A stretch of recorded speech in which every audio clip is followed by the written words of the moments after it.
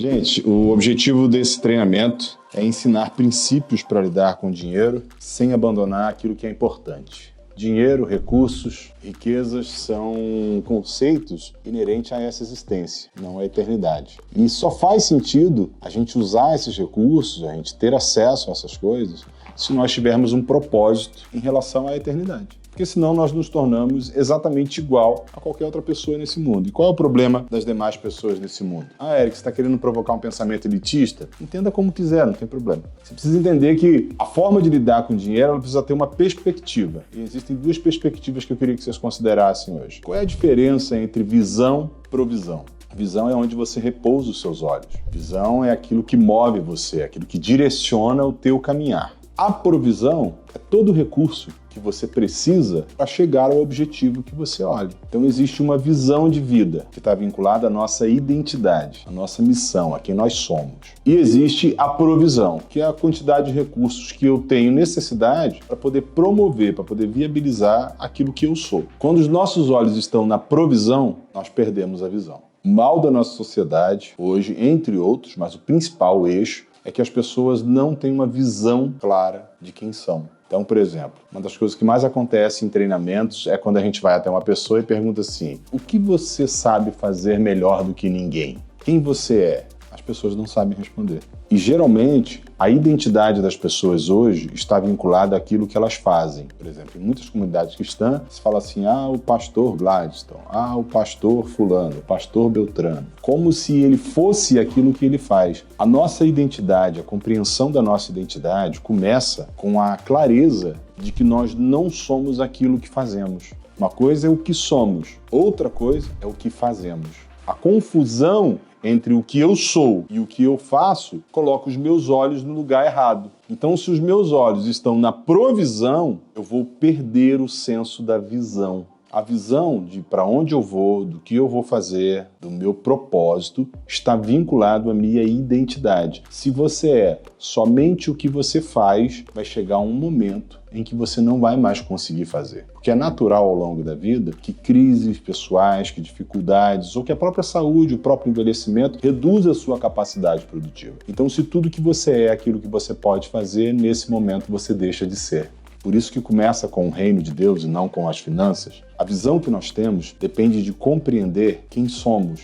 E nós somos quem Ele é. Tem um episódio no Velho Testamento em que Moisés, após ter sido criado como um príncipe do Egito, ele foge do Egito porque ele havia matado um homem, com 40 anos mais ou menos, e ele vai para um deserto. Lá ele conhece uma bela mulher, se encanta por essa bela mulher, desposa ela e começa então a trabalhar para o sogro dele como cuidador de ovelhas. Cuidador de ovelhas nessa época, ele não era uma profissão simples, levinha. O cara estava numa região desértica, de pouca produção. Então ele andava léguas e léguas com aquele rebanho, com o intuito de levar até alimento, levar até as águas e proteger o rebanho de eventuais perigos que acontecessem. Então era uma profissão rude, pesada. Em uma dessas viagens que ele fez com o rebanho, um dia ele, da noite no deserto, ele vê uma sarça queimando, ele vai até essa sarça e ele notou que a sarça, que é um arbusto seco, apesar de queimar, ela não se consumia. E ele percebe então que ele estava diante do próprio Deus e Deus diz a ele assim, tira as tuas sandálias dos teus pés porque a terra que você está pisando é santa. Ele obedece a Deus e começa a interagir com Deus ali. E Deus fala do propósito dele de tirar o povo dele da escravidão da terra do Egito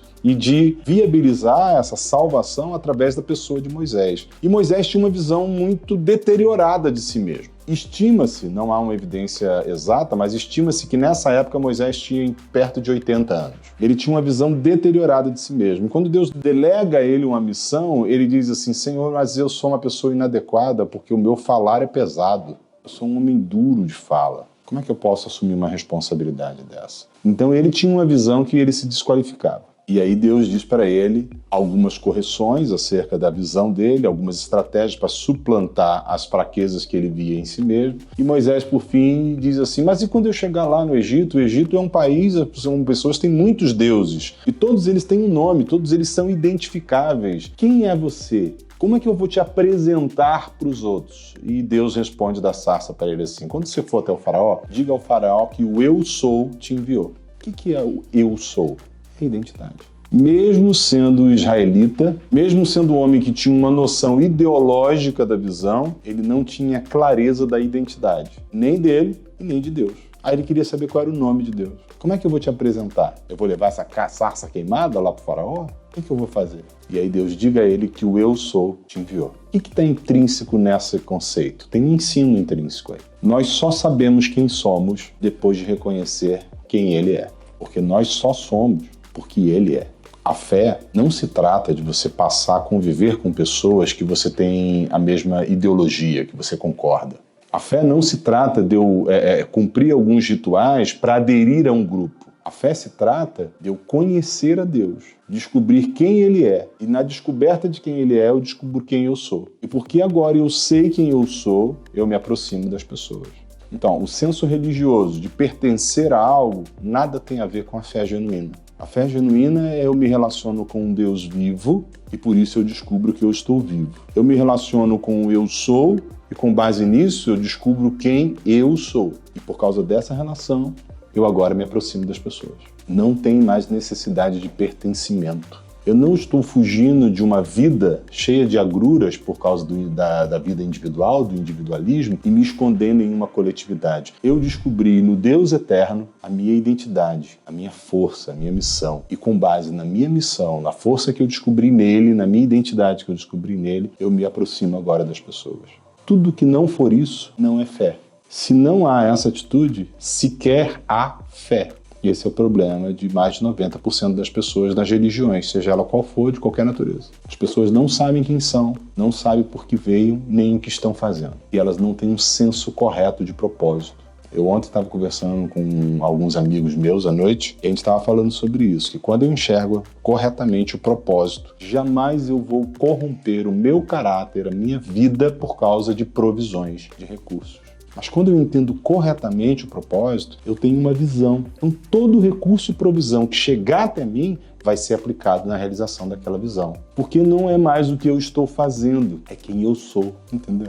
É lógico que à medida que a gente vai caminhando, a gente vai tendo mais clareza disso. Mas há uns 20 anos atrás, 15 anos atrás, quando alguém me perguntava assim, a gente estava numa relação profissional, né? Eu era consultor na época, e aí a primeira coisa que o teu cliente te pergunta quando você se apresenta é assim, você é o quê? A que ele está se referindo?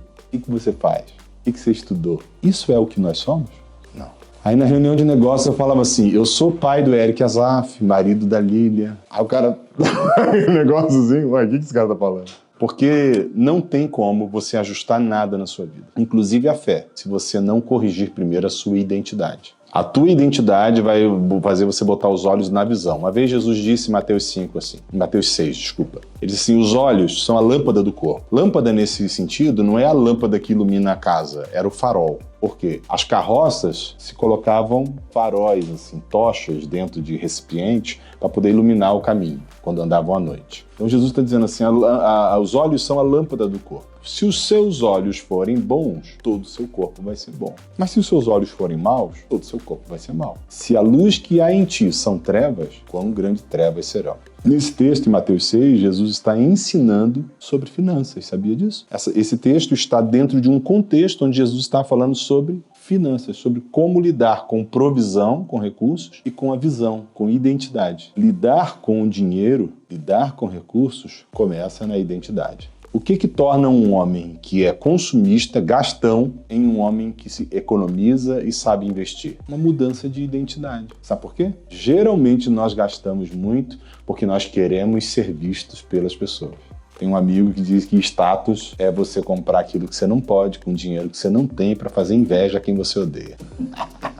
Sensacional. Não é verdade? Então, quando eu quero ser visto pelas pessoas, eu estou buscando um status, um reconhecimento. Isso é uma visão, é uma evidência clara de que eu não tenho identidade. Meus olhos estão aonde? Na provisão. Quando eu corro atrás do prejuízo, o que eu encontro? Prejuízo. E aí, vamos lá? Vamos correr atrás do prejuízo. Quando eu corro atrás do prejuízo, eu vou encontrar ele. Porque os meus olhos estão naquilo que eu posso ter ou que eu não tenho. Tem duas coisas que podem levar você para bancarrota, para destruição. Primeiro, é você olhar para aquilo que você não tem. Quando você olha para aquilo que você não tem, você está investindo sua energia naquilo que não é sustentável. A outra coisa que leva você para bancarrota é você olhar para aquilo que você tem. Você está focando na provisão. Você perdeu a visão. Você não sabe quem você é. Você não sabe o que você veio fazer. Você não sabe de nada. Você está perdido. Então a minha expectativa é até o final desse encontro, todos vocês saberem exatamente quem são e o que veio fazer. A nossa missão é essa. Vou dar um exemplo claro para vocês de um testemunho pessoal meu.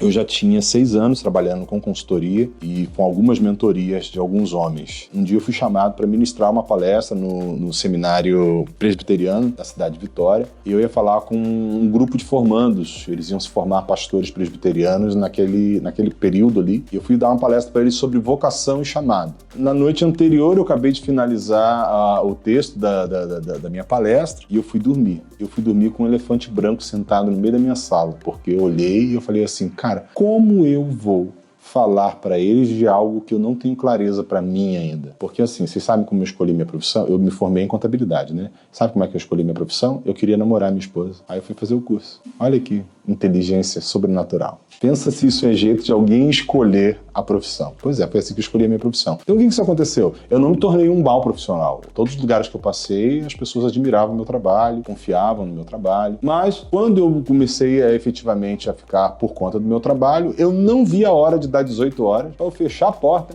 e ir para casa. Por um lado, isso foi bom, porque eu nunca priorizei o trabalho em detrimento da minha família, em detrimento de outras realidades. Mas, por outro lado, tinha uma lacuna dentro de mim, assim, aquela sensação de, nas 8 horas, nas 10 horas mais produtivas do meu dia, a sensação que eu tinha era que eu estava fazendo uma coisa que não enchia meu coração. Meu coração não ardia por aquilo. E aí eu me lembro, quem viu aqui O Coração Valente, de Mel Gibson? Eu lembro de uma fala de William Wallace naquele filme. Ele diz assim, todos os homens morrem, alguns homens vivem. O que é a vida?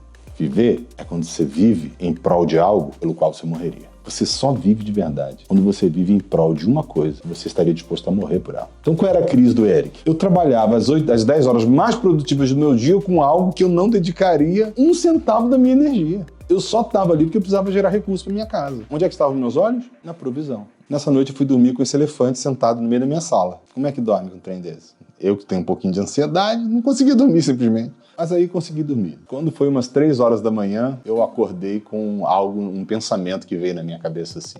A missão de alguns é ajudar os outros a encontrar a sua missão. Aquele dia eu encontrei o propósito do meu trabalho. Encontrei o propósito do que eu faria de 8 às 18 e do que eu faria de 18 às 7h59 do dia seguinte. Aquele dia eu encontrei algo pelo qual eu poderia morrer por ele. Entendi o que era o meu chamado. Isso redimensionou a minha profissão, a minha empresa, a minha relação com os irmãos que eu cuidava, a minha relação com a minha família. Então isso, o que Deus fez? Pegou o zoinho do Eric, que estava na provisão, falou assim, filho, papai vai te dar uma visão agora. Papai vai te mostrar quem você é. E eu lembro que quando eu conheci o reino de Deus, a pessoa que cuidou de mim falou comigo assim, em que você é bom? Meu Deus, pensa numa pergunta difícil. Eu não sabia que eu era bom. Eu tinha um monte de coisa que eu sabia fazer bem, que as pessoas elogiavam. Aí eu falava pra ele, não, eu sei analisar um balanço. Não, você não entendeu. Então, assim, o que você é bom? O que você faz que ninguém faz igual a você? Aí eu surtei. Eu não sabia responder isso. Eu não sabia quem eu era. E curiosamente, justamente nessa época, eu gastava dinheiro igual o Rio, gente. Tudo que eu ganhava, eu gastava. E não interessasse quanto ganhasse, eu gastava. Eu estava sempre endividado, sempre encrencado, porque eu não sabia quem eu era,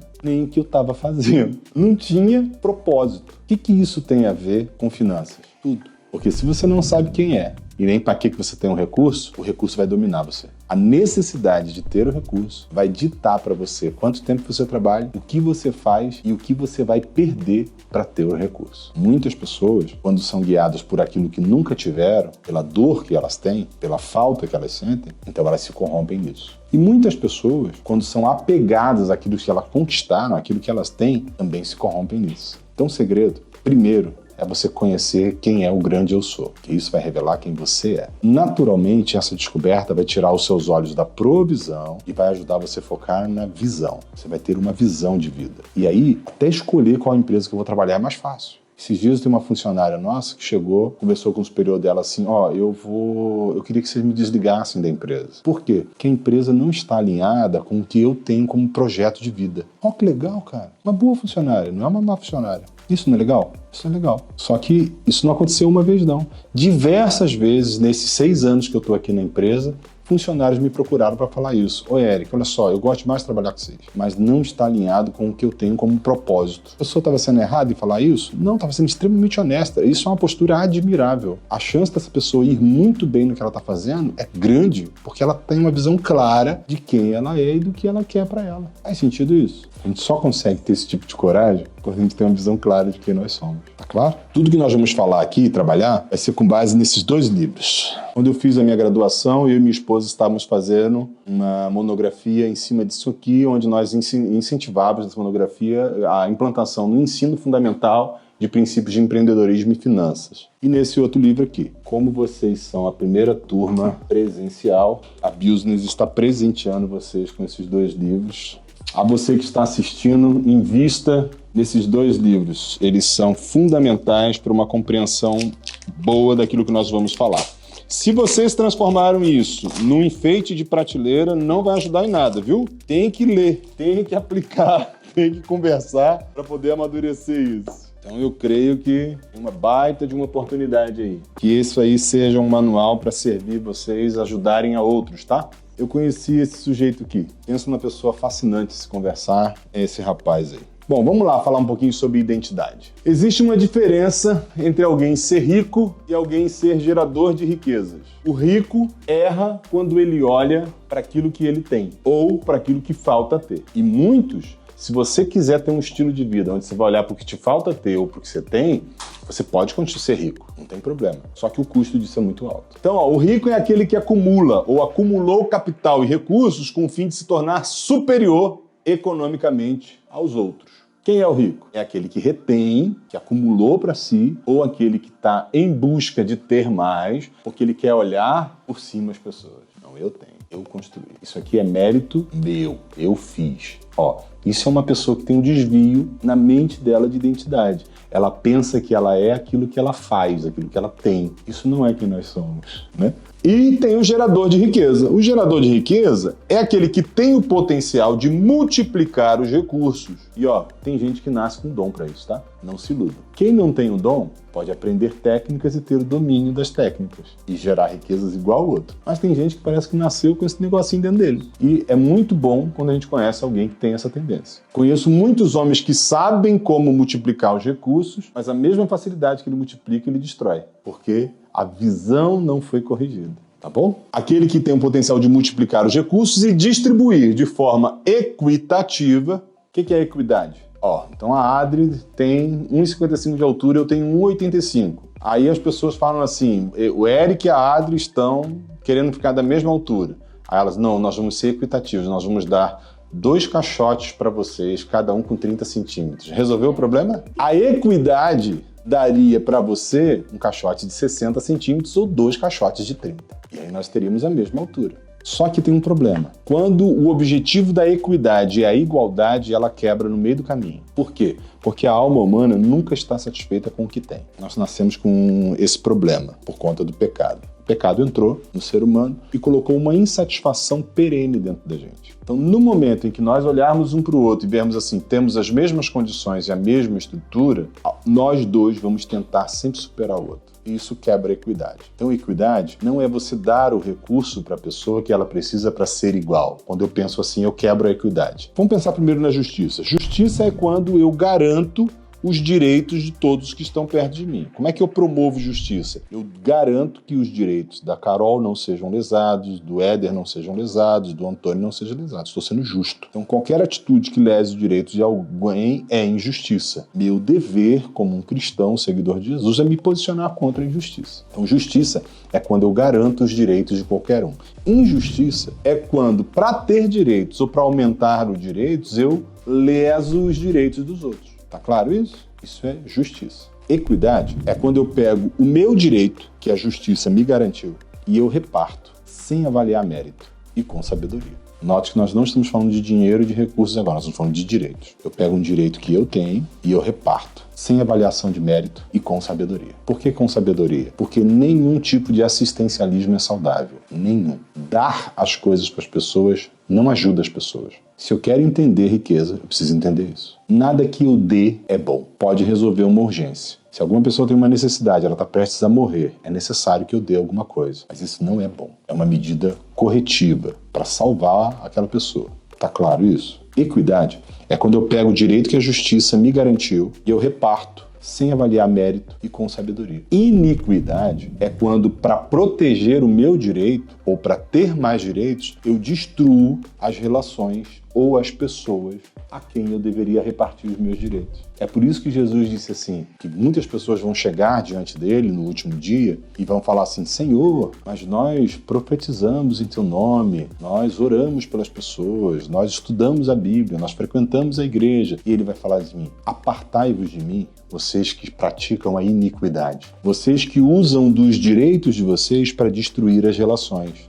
Faz sentido isso? Se a gente não entende bem isso, a gente não entende o que é lidar com dinheiro. Aqui, você tem uma tendência natural do ser humano. Falando de alguns ditados nossos brasileiros, né? Tem um ditado lá no Sudeste que se fala muito, que é a lei do Gerson. Farinha pouca, meu pirão primeiro. Se eu puder tirar proveito, eu vou tirar proveito. Se tiver alguma oportunidade de ganhar alguma coisa, eu quero ganhar. Isso é a lei do Gerson. Aqui, ó. Isso é ser rico. Quer ver outro ditado, mais do sul agora? Debaixo do meu cavalo, o chão. Debaixo de mim, o meu cavalo. Debaixo do meu chapéu, eu. Acima do meu chapéu, ninguém. Todos dois ditados regionais que demonstram um coração cheio de iniquidade. Nisso está uma indisposição de oferecer-se ao outro. Isso é ser rico. É por isso que Jesus diz que é mais fácil você pegar um camelo e passar no furinho de uma agulha do que um rico herdar o reino dos céus. Jesus não está falando de quem tem muitos recursos em suas mãos. Jesus está falando daqueles que acumulam recursos com o fim de se tornar superior. Um que retém. Qual é a diferença, então, segundo Jesus, de rico e gerador de riqueza? A Bíblia conta a história de um outro homem, antes de Moisés, chamado Abraão. Esse homem morava numa cidade chamada Ur, lá na Caldeia. Eles eram oriundos da civilização sumérica. E esse cara é chamado, do meio dos parentes deles, eram nômades, e o Senhor conduz ele e diz para ele o seguinte, Abraão, sai daí do teu povo, do meio da tua parentela e vai para um lugar que eu vou te mostrar. E nessa hora o Senhor dá uma identidade a Abraão. Ele diz para ele assim, Abraão, olha só, através de você, primeiro ele fala, vou te fazer grande, você pai de muitas nações, então, a sua descendência será como as estrelas do céu, como a areia do mar. E ele diz assim para Abraão, através de você eu vou abençoar todas as famílias da terra. No original da palavra, que foi descrita aí no hebraico antigo para abençoar, também era usado para aliançar. E uma aliança na antiguidade, ela tratava de... Eu vou falar um pouquinho mais detalhadamente isso na frente, mas ela falava sobre proteção, abrigo e suprimento. Eu defini isso como um gerador de riqueza. Então, você vai notar nesse slide que você tem a definição do rico, que é aquele que acumula ou acumulou o capital, ele reteve para si os recursos com o fim de se tornar superior economicamente ou a nível de influência do que o outro. O gerador de riqueza, com base na sua identidade, ele gera uma outra realidade. Ele tem o potencial de multiplicar os recursos e busca distribuir de forma equitativa, e esse conceito é diferente de igualdade, tá? Igualdade é uma coisa, equidade é outra totalmente diferente. Mas o objetivo do gerador de riqueza é gerar um ambiente de prosperidade. A frase de Deus para Abraão é o seguinte, através de você, através de ti, eu abençoarei as outras famílias da terra. Abençoar e aliançar vão ser a mesma coisa. E os termos de uma aliança, pessoal? Os termos de uma aliança na antiguidade, ele compreendia 3 aspectos, proteção, abrigo e suprimento. Então o rei Eric fazia uma aliança com o rei Jonathan. O que compreendia isso? Nós prometíamos um ao outro, proteção, abrigo e suprimento. Olha, rei John, se alguém te enfrentar, vai enfrentar a mim e meu exército junto. Se te faltar abrigo, a minha casa é o teu abrigo. Se te faltar suprimento, tudo que eu plantar e colher no meu terreno vai ser dividido com você. Reis faziam esse tipo de aliança. Então Deus estava dizendo que o objetivo dele era, através da família de Abraão, ele promover proteção, abrigo e suprimento para todas as famílias da terra. Percebe que ser um gerador de riqueza é totalmente avesso a ser rico? Em um treinamento que eu dei, uma pessoa perguntou assim, então é pecado ser rico? mas não ser um gerador de riqueza. Quando eu sou um gerador de riqueza, eu sei que os recursos que estão em minhas mãos têm um objetivo, têm uma visão que está alinhada com a visão que eu recebi, com a identidade que eu tenho. Então eu aplico isso. Então não faz sentido eu investir em um nível de conforto determinado em minha vida, enquanto outros não têm o mínimo necessário. Mas esse outros não é toda a humanidade, não. Começa com os que são próximos. Tem uma escala de prioridade, tá? Qual é a escala de prioridade, Eric? É assim, ó. A minha primeira responsabilidade nessa terra é minha esposa. Depois, meus filhos. Depois, os meus próximos, os meus mais próximos. Meus domésticos na fé, a Bíblia chama. E por fim, toda a terra. Dentro dessa escala de prioridade, à medida que Deus amplia o reino de uma pessoa, ela vai conseguindo prover riqueza para mais pessoas. Então, prover riqueza não é tornar as pessoas ricas. Porque se eu sou amigo do Luan e eu começo a gerar riqueza para ele e começo a tornar ele um rico, eu cumpri o propósito? Não. Eu estou destruindo o Luan no que diz respeito ao conceito eterno. Mas se ao ajudar o Luan, eu transformo ele em um gerador de riquezas como eu, o nosso poder de alcance agora é ampliado. Teve um outro aluno de um outro treinamento que falou assim, rapaz, isso aí não é nem socialismo e nem capitalismo. Eu concordo. O nome disso é Reino de Deus. Já vi gente falar comigo também assim, é muito legal isso, mas isso é utopia. A distância entre a utopia e a realidade é a sua disposição de fazer acontecer. Nenhum dos princípios que vão ser falados aqui não foram praticados. Todos eles são praticados. Alguns com mais intensidade, em outras épocas outros com mais intensidade, mas todos são praticados. Porque senão seria irresponsável de estar passando para vocês uma teoria. Então, meu objetivo é passar aquilo que funciona. Identidade. Deus pretende, através de você, através de nós, abençoar, suprir, se aliançar com as famílias da terra. Isso nos torna potenciais geradores de riqueza. Porém, ser rico é inversamente proporcional a isso. Então, se o objetivo seu é ser rico, você não precisa voltar na próxima aula aqui, porque a gente não vai ensinar ninguém a ser rico. Abraão, uma das nações que ele gerou foi os judeus, os israelitas, na verdade, Judeus é a religião judaica, não tem nada a ver com o povo de Israel. A nação israelita, os judeus hoje, eles ensinam aos seus descendentes 5 segredos, 5 disciplinas que trabalham para a geração de riqueza. Como assim, Eric? Tudo a ver, é isso mesmo. A sua postura, a forma como você vê ou não a vida, vai influenciar diretamente na sua capacidade de gerar riqueza. Se você vê a vida de forma errada, você pode até se tornar rico, mas não vai gerar riqueza. Vocês já conheceram alguma história de grandes empresas que, quando passado para os herdeiros, quebrou? É mais normal do que a gente imagina isso, né? Em algum momento, não está no script, a gente pode conversar sobre legado e sobre herança. São duas coisas totalmente diferentes. Eu gosto muito de olhar para os Rothschilds e para os Rockefeller, quando eu penso nisso, em meio à crise norte-americana da década de 30, a recessão norte-americana. Estourou a recessão, o país todo quebrando. Os Rothschilds juntou a família e falou assim, vamos fazer um cruzeiro. Compraram um navio, botou a família toda no cruzeiro e foram viajar. Ah, que sonho. Os Rockefeller falou assim, vamos construir o Empire Build Center. E eles empregaram mais de 30% da população de Nova York naquela construção. No meio de uma recessão, que você não sabe se o país vai sobreviver, você vai construir um arranha-céu? Não, eu vou construir o arranha-céu dos Rockefeller. E vou prover emprego para 30% das pessoas na cidade de Nova York. Perceberam a diferença? O caos se instaurou. Um falou assim, vou me proteger. O outro falou assim, vou resolver o negócio. Percebe? Nós precisamos decidir que tipo de gente nós queremos ser. Ah, Eric, você está dizendo que os Rothschild são os vilões e os Rockefeller são os bonzinhos? Não estou entrando nesse mérito. Não me cabe julgar nisso. Só estou mostrando o efeito. Algumas gerações depois, você vê uma deterioração moral e um crescimento moral nas duas famílias totalmente diferentes. Iniciada a construção, os Rockefeller pegam os filhos dele e falam assim, a partir de agora vocês vão entrar para as faculdades dos Estados Unidos. Pai, nós somos os Rockefeller, a gente não precisa de uma faculdade. Eu sei, mas o nosso nome lá vai ajudar essas faculdades a se tornarem instituições reconhecidas mundialmente. Percebe, mano? A atitude de um é a atitude de outro. Pessoas fracas são construídas assim como as pessoas fortes. Uma olha para o caos e fala, eu preciso me proteger. Outra olha para o caos e fala assim, eu sou a resposta de Deus para esse momento. O que é ser responsável? É você entender que você é a resposta de Deus para aquele determinado momento. Eu gosto de contar um outro exemplo aqui. 2 estagiários nós tínhamos aqui no escritório. Um trabalhava até meio-dia, outro pegava 1h da tarde. Minha sala era onde estava o DP ali, onde está o DP hoje ali, a sala da Daisy. E aí, de manhã cedo, o estagiário da manhã chegou para mim e falou, tio, oi, o bebedouro tá vazando, tá enchendo de água no chão. Ah, tá bom, filho, o tio vai resolver isso. Saiu. Normal, nem pensei nada. Liguei pra cozinha, as meninas secaram lá, não. Passou a hora do almoço, chegou a tarde, estagiário da tarde. Aí eu tô vendo o piá, passa pra lá, passa pra cá, vai pra lá, vai pra cá. Falei, cara, que tanto de água esse menino tá bebendo. E desce a escada, e volta, e vai pra dentro do banheiro, e com um pano na mão. Aí eu falei, ô fulano, vem cá, por favor, o que tá acontecendo? Não, tio, tava vazando ali. Ah, é?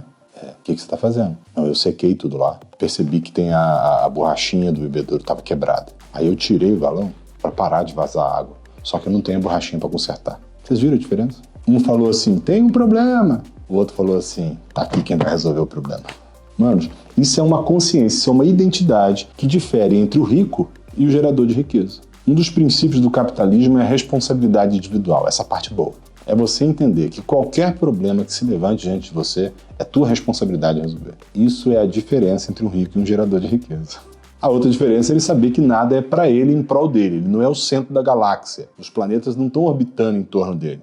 Ele está ali para cumprir um papel. 5 segredos de riqueza que se ensina para os judeus dentro de casa, tá? Eles não vão para a escola aprender isso não. Isso aqui são pais que ensinam os filhos. Primeiro, excelência. Eu não vou entrar agora detalhando isso por causa do nosso horário. Na próxima aula nós vamos detalhar cada um desses conceitos. Primeiro é a excelência. Excelência não é qualidade. Qualidade é o mínimo necessário para quem tem caráter. O que é qualidade? Eu digo para Tayanara que eu vou vender um óculos para ela. Aí eu entrego um óculos com lente que funcione dentro do grau dela para ela. O nome disso é qualidade. Há 20 anos atrás, começou-se a falar muito sobre qualidade no Brasil. Talvez mais um pouquinho, 23 a 25 anos atrás. Sabe por quê? As empresas do Brasil não tinham qualidade. O cara dizia que ia te vender um carro e te entregava uma carroça. E ele tinha entregado um carro para você. Então começou-se a falar, ter cursos sobre qualidade, como promover qualidade. Naquela época, qualidade era um diferencial. Hoje, pessoal, qualidade é o mínimo necessário para quem tem caráter. Se eu digo para Carol que eu vou entregar um óculos, eu preciso entregar um óculos que sirva a ela ao propósito de um óculos. Isso é qualidade. Excelência é quando eu entrego o óculos, um lencinho, com um perfuminho, dentro de uma capinha rígida. Ela não comprou o lencinho, o perfuminho e a capinha. Ela comprou o óculos. Ah, Eric, mas isso tudo está embutido no custo. Eu sei. Mas excelência é quando eu entrego mais do que o que a pessoa comprou. Por 14 anos eu trabalhei com consultoria. Em 14 anos eu tive um contrato encerrado por insatisfação, 2 contratos encerrados por insatisfação. Mas um deles voltou, então é só um. Um deles, depois o cliente voltou e falou assim, não, cara, eu que estava errado, tá me satisfeito porque eu sou chato mesmo. Eu preciso do teu serviço. Então, o que aconteceu? Eu e meu sócio, quando começamos a nossa empresa de consultoria, assumimos um compromisso. Cara, não interessa se estamos certos ou se está errado. Se o cliente ficar insatisfeito, nós vamos devolver o dinheiro dele. Aí meu sócio falou assim, rapaz, isso vai quebrar a gente. Vai. Tá disposto? Tô com você nessa. Sabe o que isso fez? Gerou excelência. Porque se eu brincasse, eu quebrava. Faz sentido isso? Então era assim que a gente fazia, ó. Fechamos um contrato. Então a gente se esmerava nos 2 primeiros encontros com o cliente em explicar o que nós íamos fazer para ele não ter dúvida. Então, ó, nós vamos fazer isso, tá bom? Tá bom. Nosso contrato vai durar 6 meses. No final do contrato, eu vou prestar contas do que eu fiz. Combinado? Combinado. No final do contrato, chamava o cliente, numa salinha tipo essa daqui, falava, então, ó, nosso contrato diz que eu ia entregar isso para você, certo? Certo. Nós entregamos isso. Aí também entregamos, ó, aquilo. Aí o cara falava assim, não, tudo bem, é verdade, pode mandar o boleto. Não, nós não vamos cobrar isso de você. Essa aqui é a nossa excelência do contrato. Sabe o que acontecia? Os caras não queriam encerrar o contrato. Não, acabou o serviço. Não, mas eu quero manter. Teve um cliente que uma vez brigou comigo e falou assim, rapaz, se eu tiver que pagar, só para hora que eu te ligar, você vir, eu quero. A gente não podia aceitar um trem desse, que isso não é moral, né? Mas sabe o que é isso, mano? Excelência. Excelência a gente aprende, ó, dali para menos e continua praticando. Porque excelência custa muito. Não é barato. Mas se você fizer porque você quer ganhar dinheiro, seus olhos estão aonde? Na provisão. Você está querendo ser o quê? Rico. Sabe o que você vai conseguir? Frustração, só isso. Mas se a excelência for um princípio para você, que você não negocia, cara, não interessa. Onde você for, você vai ter destaque. Tudo que você botar a mão vai prosperar por causa da excelência. É a excelência que me faz entregar sempre o melhor. Não interessa para quem seja. A palavra de Deus fala sobre prestar serviço às pessoas como se estivesse prestando ao próprio Senhor, Jesus. Não fazer para fim de ser visto pelos homens, mas fazer para Ele, entendeu? Isso é excelência. Segunda coisa importante é a reputação. Ter um bom nome. Meu avô dizia muito isso, que ter bom nome é melhor do que ter dinheiro. Provérbios também fala sobre isso. Bom nome faz o seu filho lembrar do pai com honra, com alegria. Bom nome faz as pessoas falarem de você durante muitos anos com a sensação de que elas tiveram contato com o próprio Deus. Bom nome. Terceiro princípio que eles transmitem aos seus descendentes é a importância de ser mentorado. Na igreja nós chamamos isso de ser discipulado, de ter alguém que cuide da sua vida, alguém que você dê a liberdade para interferir nos seus hábitos, no seu caráter, na forma como você vê a vida e redimensione algumas coisas na cabeça. Ah, Érico, mas quem devia fazer isso era o pai e a mãe. Eu sei, mas infelizmente não é assim que acontece na nossa sociedade hoje. Para isso, Deus nos dá a oportunidade de encontrar pessoas corretas e buscar uma mentoria dessas pessoas. Cara, me ajuda a destravar os trem aqui dentro, me ajuda a redimensionar a forma como eu vejo a vida. Por que você chegou a essa conclusão? Porque eu vi que até hoje a minha estrutura de pensamento me levou para esse caos que eu tô. Você me ajuda? Isso aqui é mentoria. Quarto princípio é amar a correção, é gostar de ser corrigido. Aí tem que dizer, Érico, ninguém em sã consciência gosta de ser corrigido, porque é bobo. Porque a melhor coisa do mundo é quando você encontra um amigo que está disposto a te corrigir quando você errar. Tem gente que vê você errar e, para ser gentil, passa a mão na sua cabeça. Essa pessoa não está amando você, ela está amando a si mesma. Não quero ter problema com a Carol. Carol é italiana, tem sangue quente. Se eu for corrigir ela, vai brigar comigo. Vou ficar na minha. Essa pessoa está amando a Carol ou amando a si mesmo? Amando a si mesmo.